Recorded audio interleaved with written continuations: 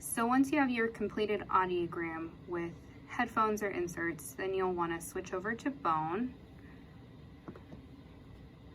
And it should show it up top.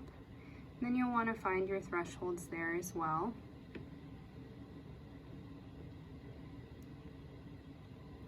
And again, you would store it. And it should show up on the screen.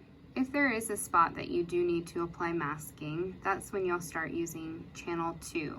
So channel 2 is already set up for your starting level masking at 55 because the left side at 1000 errors at 45. And so then you'll want to make sure your setup down here is correct, which it is, narrowband noise. You'll interrupt your masker first in channel 2, and you'll see that your little speaker sign is telling you it's working. And then you'll go ahead and present and use your same plateau method as you need to.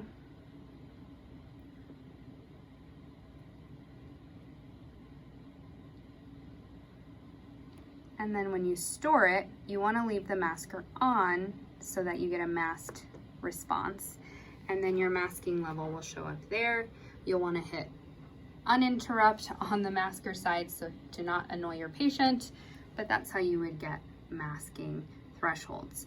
If we flip-flop ears to get the same threshold on the left ear at 1000, you would just change your ears in the configuration.